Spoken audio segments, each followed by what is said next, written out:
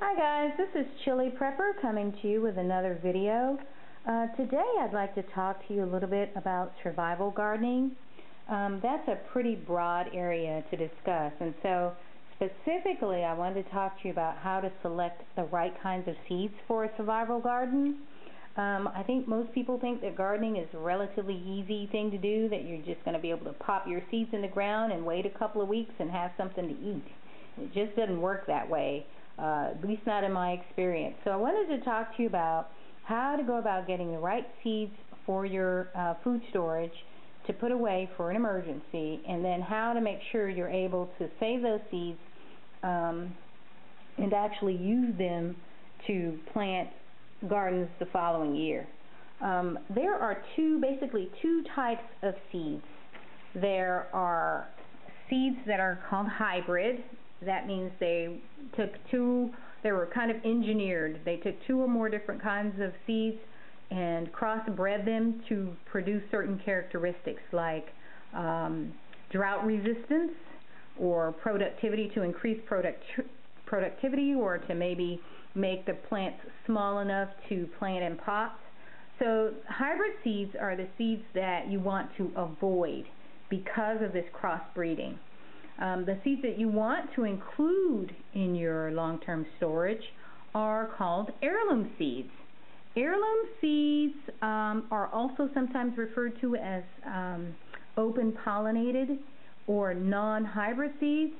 Those three things are slightly different, but they all are the types of seeds that you need to include in your storage, because you can actually save the seeds from those plants to reproduce your garden the following year. Hybrid seeds will not necessarily breed true. Hybrids are great seeds to have, and I suggest that you do have some in your food storage, but just remember that hybrid seeds cannot be depended upon to produce the same variety of vegetable the following year, because they don't breed true. If you want to be able to reproduce those, or to collect seeds and then use them again the following year, you need to make sure you purchase heirloom seeds, or seeds that are labeled open pollinated or non-hybrid. Again, those terms are not exactly the same, but if you're interested in doing more research on that, you can Google the terms on the internet. Here is a packet of seeds that I purchased from a company called Baker Creek. I really like Baker Creek because they specialize in heirloom seed varieties. They've got these nice packets here, and the seeds, in my opinion, are pretty affordable. Here is a rattlesnake pole bean, one of my favorite beans, and it was about $2.25. And I think I got about 50 seeds in the pack, which may seem pretty pricey, but remember, you can save the seeds from the plants. So once you paid for these seeds one time, you never need to do so again. Just leave some of the beans on the vine until they dry out, collect the seed pods at the end of the year, and save the seeds for the following year. But saving seed is a whole nother video. Today I just wanted to show you a few examples of heirloom seed varieties, or open pollinated. This is a product from Burpee. Nantes half long, Danvers half long is another carrot variety that you can look for. I went to Walmart and I couldn't believe I found these little seed packets that were 20 cents.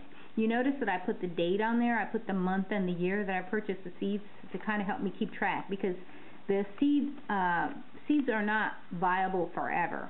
There are lots of seeds that are only really good for a year or two or three. So it helps to know the year that I purchased them. So I go ahead and I write that on the seed packet. But these seeds that I got from Walmart, there are not very many in the packet. But again, I don't care, because I can plant the seeds from this packet and save the seeds from the plant for the following year. So I got this packet for 20 cents. Can you see that? 20 cents. And I noticed another thing about this brand of seeds that I got, America Select, the 20-cent packets. I noticed that just about every variety they sell is an heirloom or an open pollinated. They did not have any hybrids in the store where I went. And let me talk briefly about hybrids for a second. You know, I don't want to down hybrids. Hybrids are amazing. I've grow an awful lot of them, but for my food storage, I have made sure that I have heirlooms and open pollinated. But just, you know, when I'm gardening for fun and it doesn't matter whether or not I can save seeds, I do tend to pick up a few packs of hybrids because, like I said, they've been bred to produce, in some cases, a superior product. In many cases, all you have to do is check the packet and see if you see the word hybrid. If you do, then these seeds are probably not the best choice for your long-term food storage. In most cases, if it doesn't say hybrid, it is. Do not assume that because it doesn't say hybrid that it's an heirloom. No, no, no, no, no. It's just the opposite. Most of the time, if the seed is an heirloom, it says so, like this packet of seeds. Ferry Morris, I noticed that Lowe's has a full line of heirloom vegetables, and you can go there and just, you know, anything that comes in this blue-green packet will be an heirloom, and it says so in nice big writing right across the top there. The variety is called top crop. I don't know if you can see that. Top crop bush beans. I love bush beans. In fact, that makes up a whole lot of my food storage. The seeds in my long-term food storage because I love beans. Another great thing I like about beans for food storage is the fact that they produce so quickly. I think people are planning to plant tomatoes and potatoes and all these things. You need to know that tomatoes need to be started indoors. 6 weeks it will take from seed to plant or transplant. Before you can even plant the tomato plant outside, it's going to take you 6 weeks to raise that thing up from seed. And then you're going to put the plant outside and wait another probably 60 days before you actually have your first tomato. So I don't know how long that is altogether, 3.5 months? Yeah, so some things are going to take you 3.5, 4 months before you can actually eat from the plant.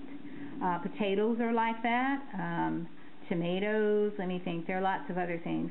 Whereas beans, if you take this out, stick the seed in the ground, you're going to have beans on your plant in 6 to 8 weeks, depending on the variety that you select. Spinach is another thing. I like to plant spinach because it comes up very quickly and you can eat from it within, 6 weeks you're eating. Even some varieties are bred to be what they call early varieties, which, are going to produce weeks before the traditional varieties. This is a squash, Black Beauty zucchini, actually. Zucchini, cucumbers, beans, spinach, mustard and turnip greens. These are all vegetables that will give you food in short order. Whether you're dealing with with an heirloom variety or a hybrid, you can depend on these things pretty much to produce quickly. Things like carrots, on the other hand, and a lot of the cold crops. Cold crops are things, mostly the ones that do well in the cold. Cold crops, that's C-O-L-E, do tend to do well in the cold, C-O-L-D. There are things like broccoli, cabbage, collard greens. Those things will take a lot longer to produce something for you to eat. So you need to be conscious of that. You need to go to your local county extension office. In fact, my favorite thing to do is just to look for universities on the internet. It's like they have extension offices in the universities. They always have planting guides for your area, so get online, look for a local university in your area, and see if you can find the planting guide for your area, because that planting guide will recommend or suggest to you varieties that will perform well where you live.